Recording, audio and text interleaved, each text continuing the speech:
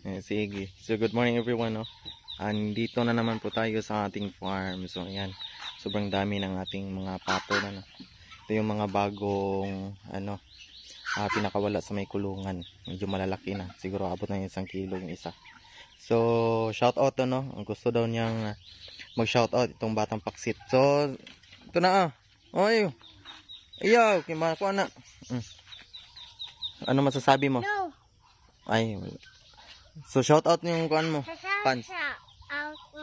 Shout out mo. Hello people, mabuhay. Oh, sige. Okay na, tapos na. Tapos na advertisement, guys, no. So ngayon, guys, no, ipapakita ko lang sa inyo yung pinakain ko ngayon sa mga pato kasi sobrang dami na nila. At saka hindi na kaya ng budget, no, kung mag-commercial feeds ka. So last time nakita ko kung paano gumawa ng fermented feeds. Pero ngayon, guys, yung pinakain ko hindi na fermented, no. Yung talaga, yung fresh. Tapos hinaluan ko lang ng tahop at saka ng konting supplements, no. Vita Plus at saka yung isa. Nalimutan ko yung yung itim. Basta yun na yun.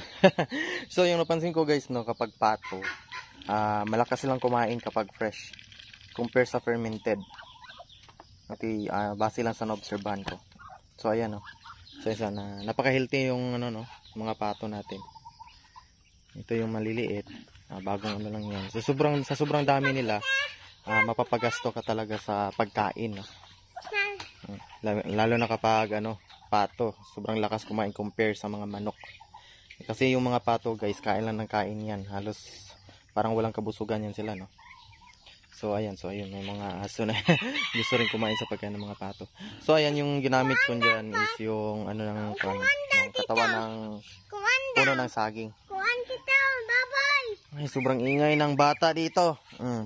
Baboy, anong baboy? Sige, i-vlog. Baboy. Ang baboy. Ang baboy.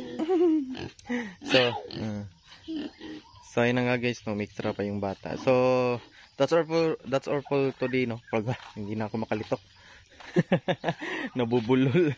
So that's all for this that's all for today, no.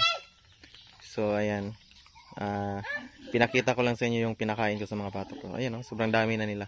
Tapos may bagong sisiw na naman. Ayun, no, upcoming. Ayun, nang lusot naman eh. So kapag ganito pa kalit, guys, no, ang advice ko lang, no, sa mga gustong gustong mag-alaga ng mga pato at saka mga manok. Kapag ganito pa kalit yung mga sisi, wag nyong ilabas sa kulungan. Okay, dapat ikulong niyo po. Ayaw bata, ayaw ba? Hindi ka kasabot.